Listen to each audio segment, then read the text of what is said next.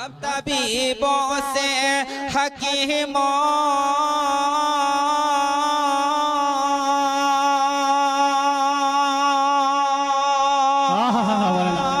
کیا اچھا انداز ہے، کب طبیبوں سے حکیموں سے دوا مانگے گئے، دل بیمار مدینے کی ہوا مانگے گئے۔ حضرات، اب باضابطہ آج کے اس اجلاس کا آغاز کیا جائے گا۔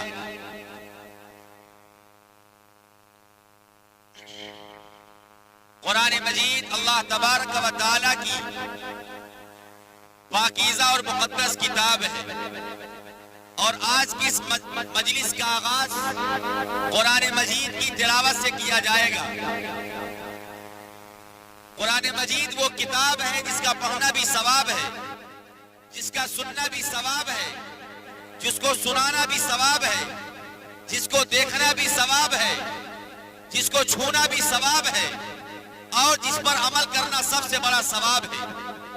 یہ قرآن اللہ تبارک و تعالیٰ نے آج سے 1400 سال پہلے امام الانبیاء، امام الاتقیاء، امام الاولین والآخرین، تاجدار مدینہ احمد مجتبی محمد مصطفیٰ صلی اللہ علیہ وسلم کے سینہ مبارکہ پر اللہ نے نازل فرمایا تھا، اور پوری دنیا کے مسلمانوں کا ایمان و عقیدہ ہے کہ یہ قرآن جس صورت پر، جس حالت پر امام الانبیاء کے سینہ مبارکہ پر نازل ہوا تھا، آج بھی اور آج سے لے کر قیامت تک یہ قرآن اسی صورت پر، اسی حالت پر باقی رہے گا۔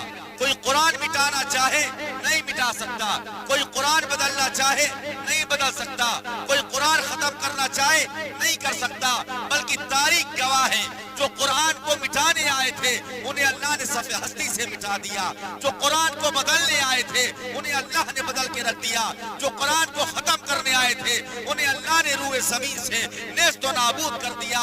اللہ کا قرآن کل بھی باقی تھا، اللہ کا قرآن آج بھی باقی ہے، اور اللہ کا قرآن قیامت کی صبح تک باقی رہے گا۔ اللہ قرآن میں اعلان کر رہا ہے ذالک الکتاب لا ریب فیہ، قرآن ایسی کتاب ہے جس کے اندر شک کی گنجائش نہیں ہے، شبہ کی گنجائش نہیں ہے۔ قرآن ایسی کتاب ہے جس کے بارے میں اللہ ڈنڈے کی چوٹ پر قرآن میں اعلان کر رہا ہے، اور دشمنان اسلام کو اللہ یہ چیلنج کر رہا ہے، ساری دنیا مل کر اگر قرآن کے مٹانے پر آ جائے تو قرآن کو نہیں مٹا پائے گی۔ کیوں؟ قرآن کی حفاظت کا وعدہ اللہ نے کیا ہے، اور جس کی حفاظت کا وعدہ اللہ کر لے پوری دنیا مل کر نہ اسے مٹا سکتی ہے نہ اسے ختم کر سکتی ہے۔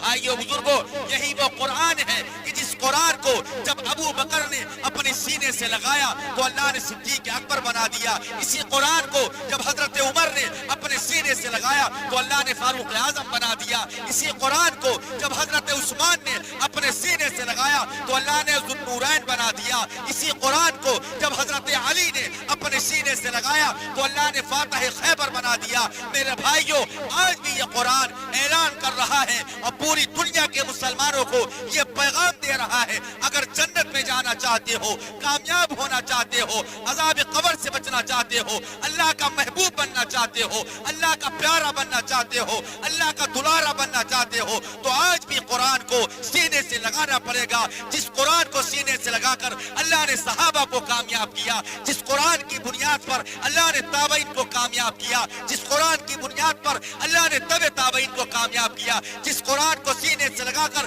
اولیاء اللہ کامیاب ہو گئے، جس قرآن کو سینے سے لگا کر ائمہ مجتہدین کامیاب ہو گئے، آج بھی کامیابی کا ایک ہی راستہ ہے، تم قرآن سینے سے لگا لو، دنیا میں رہو گے، عزت کے ساتھ رہو گے، مر کے جاؤ گے، اللہ کی جنت تمہارا انتظار کر رہی ہوگی۔ ارے کوئی تو بول دو سبحان اللہ۔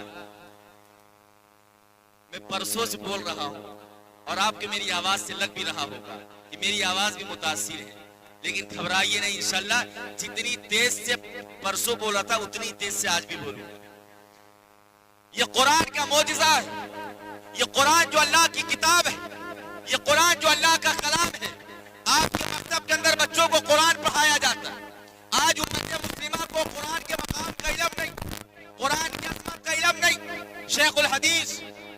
मोहम्मद ज़करिया नव्वरल्लाहु मरक़दहू ने फ़ज़ाइल कुरान मजीद के अंदर एक रवायत नकल की है। आप फरमाते हैं कि अल्लाह के नबी सल्लल्लाहु अलैहि वसल्लम ने फरमाया, जो बाप या जो माँ अपनी औलाद को नाज़िर कुरान करीम पढ़ा दे, यानी देखकर कुरान पढ़ने वाला बना दे, मेरा अल्लाह ऐसे माँ बाप के अगले और पिछले गुनाहों को माफ कर देता है। यही कुरान जब कोई अपने सीने में बसा ले, हाफिज़े कुरान हो जाए और ज़बानी याद कर ले, फिर क्या कहने, कल क़यामत का दिन होगा और सारा मैदान महशर इंसानों से भरा होगा, आदमियों से भरा होगा। अल्लाह हाफिज़े कुरान के माँ बाप को बुलाएंगे, उनके सर पे अल्लाह ताज रखेंगे और अल्लाह उन्हें जोड़ा पहनाएंगे। मेरे भाइयों, वो ताज कैसा होगा, वो जोड़ा कैसा होगा? मेरे नबी ने फरमाया, अल्लाह हाफिज़े कुरान के माँ बाप पर ऐसा अल्लाह हाफिज़े कुरान के माँ बाप के सर पर ऐसा ताज रखेंगे जिसकी रोशनी सूरज की रोशनी से भी ज्यादा होगी। सूरज की रोशनी भी उसकी रोशनी के आगे मात पड़ जाएगी और अल्लाह उन्हें ऐसा जोड़ा पहनाएंगे कि सारी दुनिया मिलकर अगर उस जोड़े की कीमत देना चाहे तो नहीं दे पाएगी। वो कहेंगे, ऐ मेरे अल्लाह, ये जोड़ा हमें क्यों पहनाया जा रहा है, हमारे सर पर ताज क्यों रखा जा रहा है? मेरा अल्लाह कहेगा, तूने अपनी औलाद को दुनिया में कुरान पढ़ाया था, तेरे सर का ताज और तेरा ये जोड़ा उसी कुरान पढ़ाने की वजह से। तो सारा मजमा इरादा करे, बच्चों को नाज़रा भी पढ़ाएंगे, हाफिज़े कुरान भी बनाएंगे। कल क़यामत के दिन होगा, कोई काम नहीं आएगा।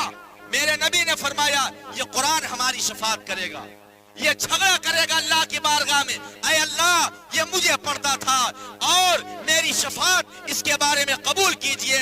अल्लाह कुरान की शफाअत पर कुरान पढ़ने वाले की बख्शिश फरमा देगा और जन्नत में अल्लाह दाखिला तय कर देगा।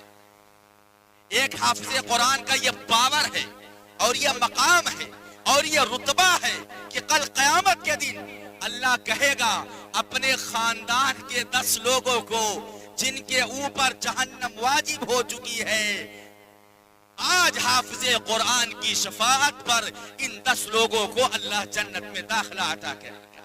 क्या दुनिया में ऐसी कोई किताब है? ईमान वालों, तुम सलील क्यों हो रहे हो? तुम रुसवा क्यों हो रहे हो? तुम खार क्यों हो रहे हो? तुम्हारे पास अल्लाह का कुरान है, तुम्हारे पास अल्लाह की किताब है, तुम्हारे पास नबी की हदीस है, तुम्हारे पास इमामुल अंबिया जैसे नबी है। मेरे भाइयों, जिसके पास कुरान हो, जिसके पास सुन्नत हो, जिसके पास शरीयत हो, जिसके पास इमामुल अंबिया हो, फिर वो मुसलमान सलील हो जाए, वो मुसलमान रुसवा हो जाए, वो मुसलमान नाकाम हो जाए, ये नहीं हो सकता है। आज से 1400 साल पहले मदीना के सहाबा ने कुरान सीने से लगाया था, अल्लाह ने पूरी दुनिया में चमकाया था। ईमान वालों, अगर तुम्हें भी दुनिया में चमकना है, अगर तुम्हें भी कामयाब होना है, अगर तुम्हें भी अज़ाब कब्र से बचना है, अगर तुम्हें भी जन्नत में जाना है, अगर तुम्हें भी कामयाबी का सेहरा अपने सर पर सजाना है, तुम कुरान सीने से लगा लो। जो कल अल्लाह का वादा था वही आज भी अल्लाह का वादा है। तुम कुरान सीने से लगा लो, अल्लाह सारी कायनात की कामयाबियां समेट कर तुम्हारे कदमों में डाल दे। इसी को अल्लामा इकबाल ने कहा है कि वो मुअज़्ज़ज़ थे ज़माने में मुसलमान होकर और तुम खार हुए तारीके कुरान होकर। सहाबा ने कुरान पकड़ा, सारी दुनिया में चमक गए, हमने कुरान छोड़ दिया, सारी दुनिया में सलील।